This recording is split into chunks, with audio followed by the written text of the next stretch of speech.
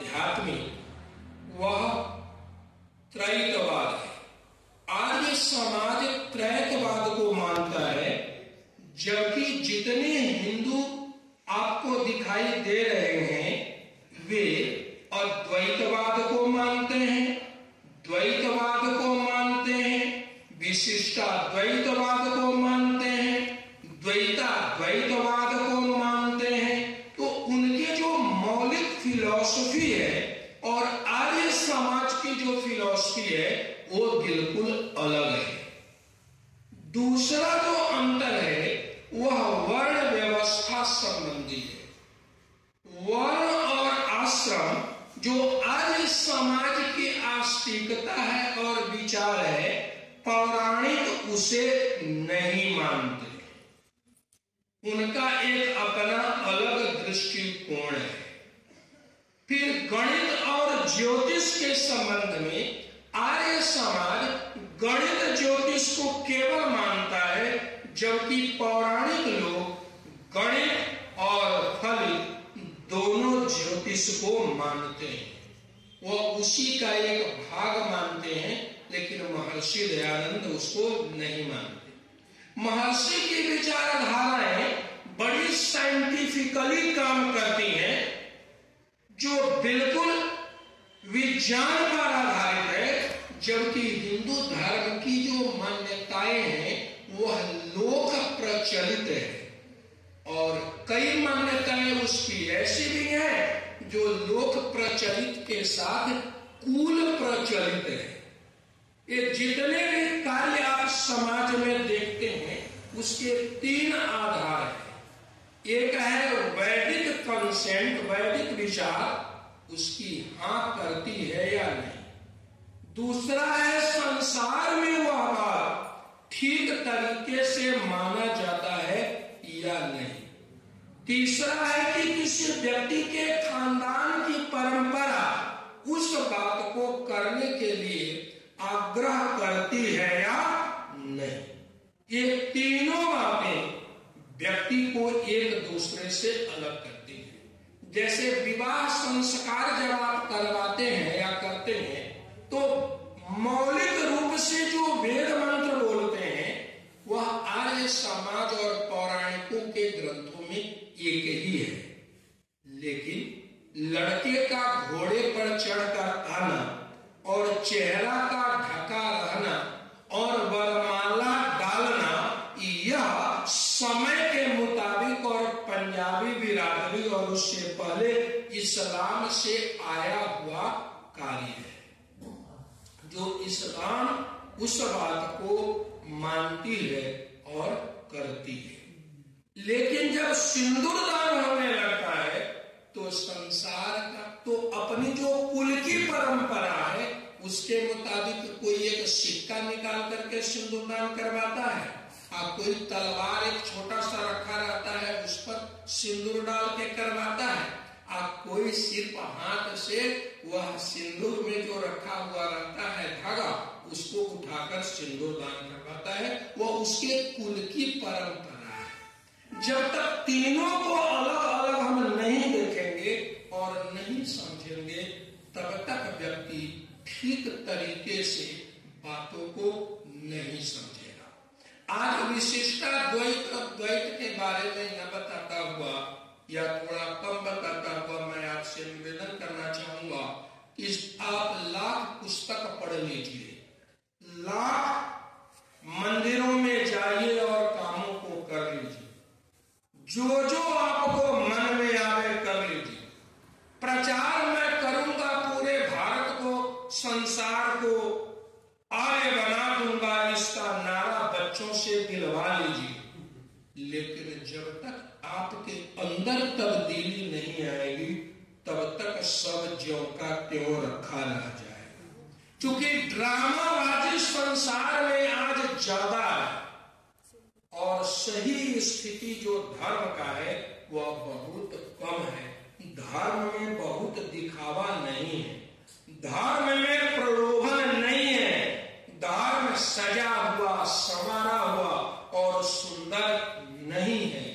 वह बिल्कुल साधारण चीज है जो घी से मक्खन निकलता है, वह धर्म वह मक्खन है जो सदा और सदा फिसलने के लिए थोड़ी भी उष्मा पर पिघल जाया करता है। पुराण की एक कहानी मैं आज आपको सुनाता हुआ अपने वक्तव्य को विराम दूंगा।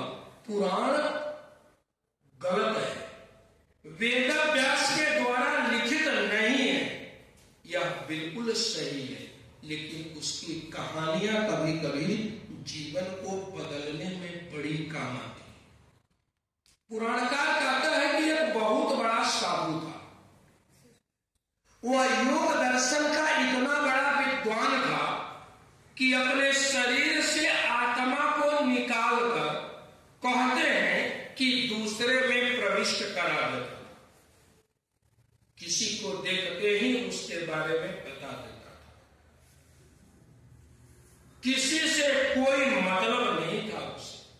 संयोग से एक राजा उस राज्य का यह जाना कि यह सन्यासी बहुत बड़ा और पहुंचा हुआ फकीर है, इसलिए उसके पास आ गया वरदान मांगने के। जैसे इन नेताओं को देखिएगा, नेता एक अलग जात है, उसकी एक अलग बिरादरी है, वह हिंदू मुसलमान सिख ईसाई नहीं है। वह चादर भी चढ़ाता है और मंदिर में जाकर के पूजा भी करता है और गंगा जी में 4 डुबकी भी लगा लेता है, क्योंकि उसको इस सब से मतलब है और किसी से मतलब नहीं है। ऐसा लगता है वह शुद्ध बैरागी है, जो सब में रहकर सबसे अलग है। उसको केवल अपना वोट से मतलब है, 5 साल के लिए उसको बनाए रखिए, जिससे वह नोच खसोट जनता का करे, उसको इसी से मतलब होता है। तो वो साधु की बात मैं बता रहा था। तो राजा आया और ठंडे का दिन था, और ठंडा का दिन था, तो वो जो साधु था वो तो भभूत लगाता था, और देह पर लगा लेने से भभूत ठंडा नहीं लगती है, तो वो भभूत लगाता था। लेकिन उसने एक बहुत अच्छा कंबल लाया और कंबल ला करके साधु से प्रार्थना किया कि महाराज आप इसको स्वीकार करिए और मुझे आशीर्वाद दीजिए कि मेरा राज्य फले फूले और आगे बढ़े। साधु का तो काम ही है आशीर्वाद देना। कंबल वह नाना करता हुआ भी रख लिया, और रखने के बाद उसने क्या किया कि आशीर्वाद दे दिया। अब कंबल तो साधु के पास है। अब जब साधु को अचानक पता नहीं क्या समझ में आया, बगल में कंबल रखा हुआ था और ध्यान कर रहा था, तो उसको लगा कि जरा सा कंबल देखते हैं, ऐसा न हो कि ध्यान लगा में आप कोई कंबल तक लेकर चल जाए। उस दिन उसने क्या किया कि उस कंबल जो तह पर तह मुड़ा था उसमें हाथ डाला, तो हाथ डालते ही उसको गर्मी लगी। वो बोला कि अरे तो बड़ा काम का चीज है, ये तो ठंडा में हाथ लगा देने से गर्मी मिलता है, देह पर रख लेंगे तब कितना अच्छा होगा, बड़ा सुख मिलेगा। बस पूजा करने के लिए उसको उठाया वहां से और अपने पैर पर रख, और पैर पर रख करके ध्यान लगाने लगा। अब ध्यान लगाने लगा तो परमात्मा के प्रति जो उसका ध्यान लगता था और शरीर से जीवात्मा निकाल लेता था, आज वह मामला थोड़ा सुस्त पड़ गया है। आज कंबल की गर्मी उसे अपनी तरफ खींच रही है और वो कंबल में पड़ा हुआ है। धीरे धीरे वो कंबल का अभ्यस्त हो गया। अब उसको एक चिंता सताने लगी कि अगर मैं ध्यान लगा लिया और अपने शरीर को यहीं छोड़कर दूसरे में आत्मा ले गया तो कहीं कंबल ना कोई उठा कर ले जाए। अब वह जो परमात्मा के प्रति समर्पित था वह कंबल बाबा बन गया। पुराणकार कहता है कि अब कंबल में वह रच बस गया था। कंबल के बिना उसे नींद नहीं आ रही थी। गंगा स्नान में भी कंबल साथ में, पूजा करने पर भी कंबल साथ में, खाना खाने पर भी कंबल साथ में।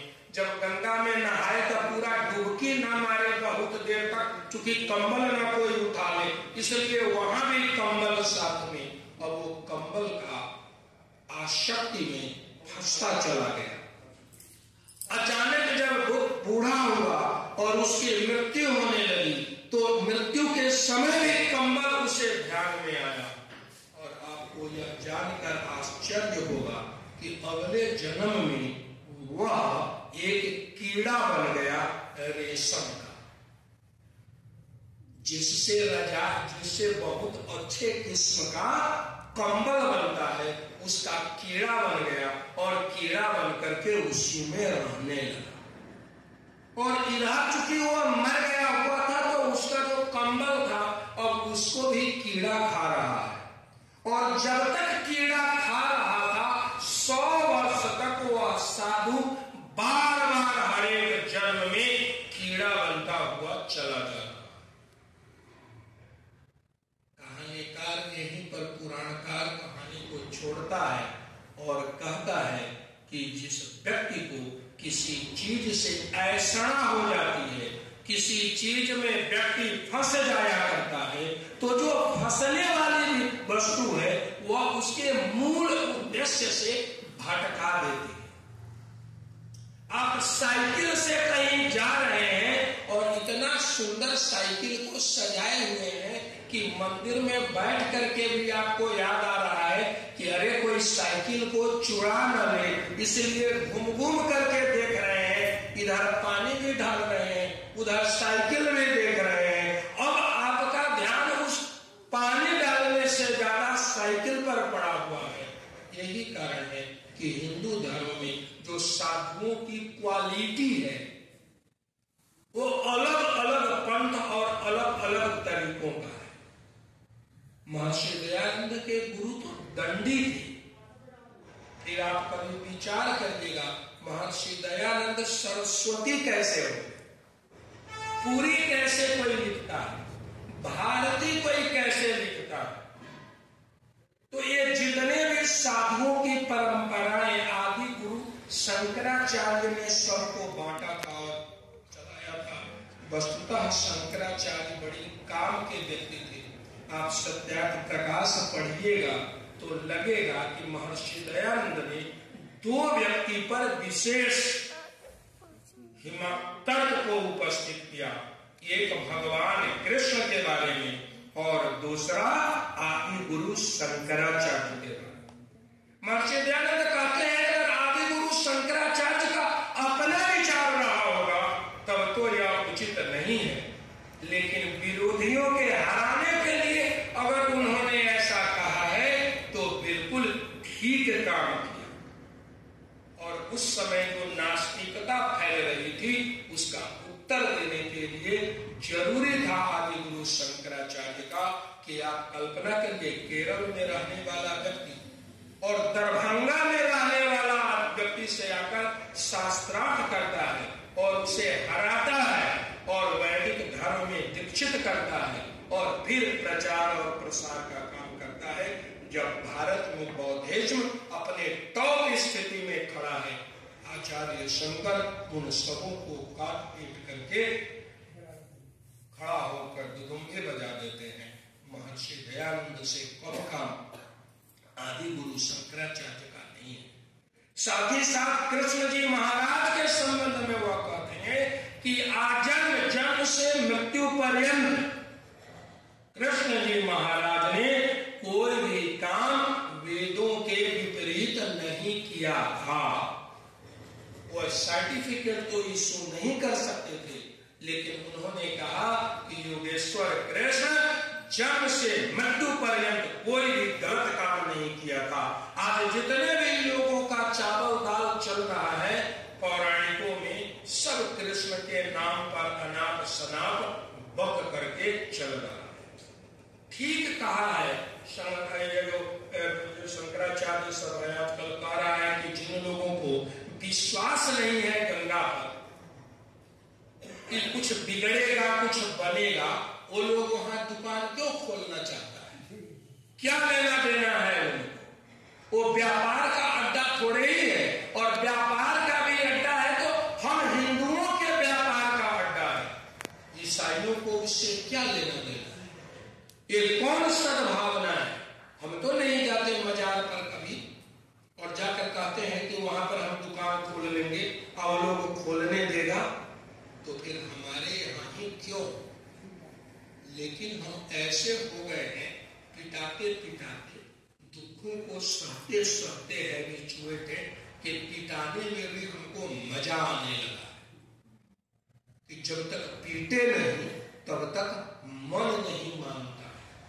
मैं आपसे निवेदन करना चाहूंगा कि वह धर्म, याद रख के चलिएगा, अगर धर्म को आप बचा लीजिएगा तो राष्ट्र बच जाएगा, और राष्ट्र को बचाने का चक्कर ज्यादा लगाइएगा तो राष्ट्र भी जाएगा और धर्म भी जाएगा। अफगानिस्तान, ईरान आपका सब इसका उदाहरण है। यहां सभी हिंदू राज्य करते थे, पहले उनकी संख्या घटी, फिर दूसरे लोग आए, फिर उन लोगों ने आते ही ऐसा नियम और कानून थोप दिया जो बांग्लादेश में अभी हो रहा है।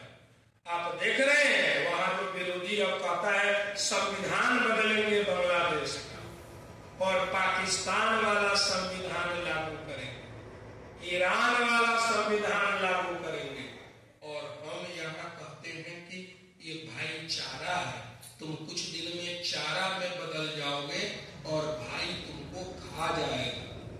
इसलिए जरूरी है छोटी छोटी जो विरोधी बातें हैं आपसी, उनको भूलना चाहिए, और हम एक होंगे, नेक होंगे, तब जाकर के बचेगा। आपस में झगड़ा तो कभी भी किया जा सकता है, सुलझाया जा सकता है। मुझको याद आता है उस हिसार का भाषण जिसमें पौराणिकों के बड़े भारी विद्वान आए हुए, और वे भाषण देते समय उन्होंने, चूंकि वहां पर उपदेशक महाविद्यालय है तो हम लोग वहां पहुंचे हुए थे कि क्वेश्चन पूछेंगे आज, आप बताएंगे कि पौराणिक विचार खराब है और आज समाज का सही है। क्योंकि बच्चा होता है, बच्चों की अपनी बुद्धि होती है। जैसे ही वो स्टेज पर आए तो उन्होंने कहना शुरू किया, क्योंकि उस समय तो गुरुकुल वाला सबका तो व्हाइट कपड़ा होता है ना, चोटी भी रखा हुआ होता है, वो पहचान में आ जाता है।